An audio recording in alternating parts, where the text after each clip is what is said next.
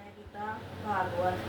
तंत्र उपरांत वे श्री कृष्ण से यह कहने लगे कि हे कृष्ण प्यारे, हमें भी देखकर क्या तुम्हें लज्जा नहीं आती। उस समय श्री हरि की ऐसी माया फैली हुई थी कि किसी भी गोपी को एक दूसरे का हाल नहीं मालूम होता था। सब यही समझ रही थी कि बाके बिहारी केवल उन्हीं के पीछे खड़े हैं।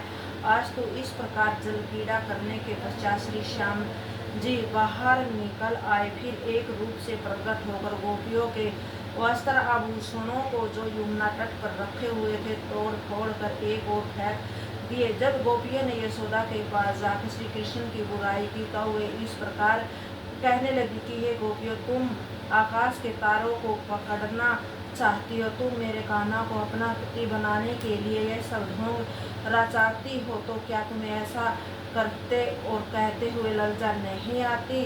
तुम्हें मेरे अज्ञानी बालक को इस दृष्टि से नहीं देखना चाहिए। यह सुनकर सब गोपियां लज्जित होकर अपने घर लौट गई। हे परीक्षित, जब दूसरे दिन वे यमुना स्नान करने के लिए गई तथा अपने वस्त्र आभूषणों को किनारे पर रखकर जल के भीतर बैठी, उस समय श्री कृष्णचंद्र जी ने अपने मन में यह विचार किया कि उन्होंने मुझसे मिलने के लिए बड़ा कष्ट उठाया है। यह सोचकर उन्हें उस दिन श्री बलराम जी से इस प्रकार कहा कि हे भैया, आज तुम गाय चराने के लिए वन में अकेले चले जाओ, मैं कलेवा करके पीछे से आऊंगा। यह सुनकर जब बलदाऊ सब सखाओं को साथ लेकर वन को चले गए, तब श्री नटवरक नागर चुपचाप यमुना तट पर जा पहुँचे। वहाँ उन्होंने यह देखा कि सब रजबालाएं अपने अपने वस्त्र आभूषण को नदी के किनारे पर रख कर यमुना जल में स्नान कर रही है। तदु उपरांत जब वे सब अपनी आंखें बंद करके सूर्य को अर्घ्य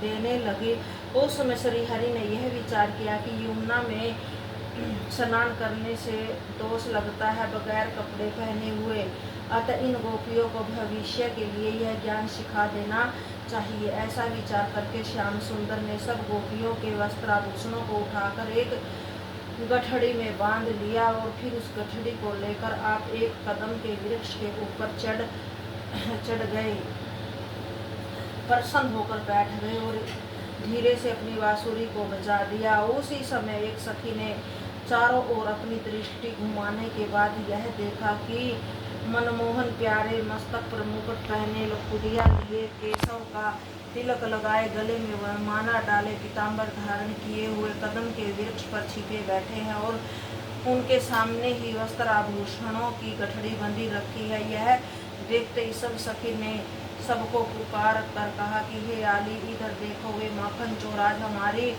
धोतियां चुराकर गठड़ी बांधे हुए इस कदम के वृक्ष पर विराज रहे हैं। यह वचन सुनते ही जब सब रजबालाओं ने कदम के वृक्ष की ओर देखा तो उस समय श्री मनमोहन को वहां बैठे देखकर लज्जित होकर कंठ के बराबर पानी में जहां वहीं से हाथ जोड़कर विनय इस प्रकार करने लगी कि हे मनमोहन श्याम जी, आप हमारे वस्त्र हमें दे दो। हे प्रभु, हम आपके बिना की दासी हैं, सो आपको हमारे साथ ऐसा व्यवहार करना उचित नहीं है। हम लोग लज्जा के मारे मरी जा रही हैं। गोपियों के मुख से ऐसे वचन सुनकर श्री कृष्ण ने उत्तर दिया कि हे गोपियों, हम लोग अपने अपने वस्त्र आभूषण फेंककर स्नान करने के लिए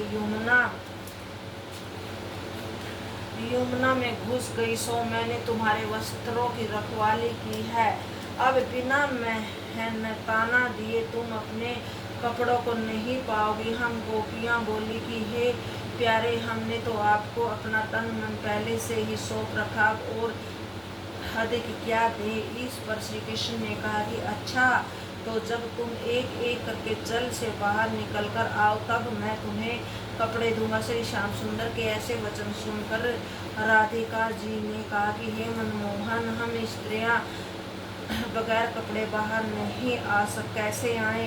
जो प्रार्थना करने पर भी आप श्याम सुंदर ने वस्त्र नहीं दिए। तब गोपियाँ बोली कि हे श्याम सुंदर, तुमने हमारे ऊपर न जाने ऐसी कौन सी मोहिनी डाली है कि हमें तुम्हारी सावली सूरत के सिवा कुछ भी अच्छा नहीं लगता। तुम हमें अबला समझकर हमारे अपराध को अब क्षमा करो। यह सुनकर दीन दयालु श्री कृष्ण ने कहा कि हे गोपियाँ, यदि तुम सच्चे मन से मुझे प्राप्त करने के लिए स्नान व्रत आदि करती हो तो तुम लज्जा तथा कपट को यमुना जल में डुबोकर मेरे पास चली आओ और अपने वस्त्रों को ले जाओ। यह सुनकर गोपियों ने परस्पर विचार किया कि सारा गांव हमें ऐसे देखे, इसे तो यही उत्तम है कि अकेले मनमोहन प्यारे को देख ले। हमारे अंतकरण का सब हाल जानते थे, हमें इसे लज्जा नहीं करनी चाहिए। हम इस प्रकार निश्चय करके सब गोपियों अपने अंगों को दोनों हाथों से छिपाकर यमुना से बाहर निकल आए। तब श्री कृष्णचंद्र जी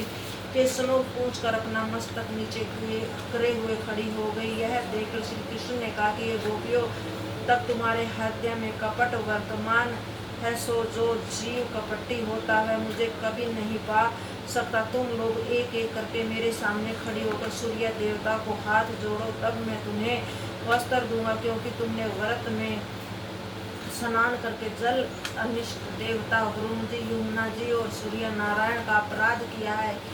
सुनकर गोपियों ने सोचा कि वास्तव में वस्त्रहीन होकर स्नान करने से हमारे व्रत में त्रुटि आ गई है। अतः सब गोपियों ने अपने हाथों से सूर्य देवता को दंडवत किया। उस समय श्री मुरली मनोहर उनकी ऐसी निश्चल वृत्ति को देखकर आयतन प्रसन्न हुए और वृक्ष के नीचे उतरकर सब गोपियों को अपने कंधे पर डालते हुए बोले कि ये गोपियों, अब मैंने तुम्हारा सब बोझ अपने कंधे पर उठा लिया है, तुम चिंता मत करो। इतना कहकर श्री घनश्याम जी ने सब गोपियों को वस्त्र आभूषण लौटा दिए। हे परीक्षित, वस्त्र आभूषण पहनने के पश्चात सब गोपियों श्री कृष्णचंद्र जी के प्रेम में ऐसी नग्न हो गई कि उनका मन घर लौटने को नहीं चाहता था। उस समय श्री कृष्णचंद्र ने उन्हें संबोधित करते हुए इस प्रकार कहा कि हे गोपियाँ, जल वरुण देवता का निवास करता है। तुम नंगे होकर स्नान करने से धर्म पुण्य नष्ट हो जाते हैं। अब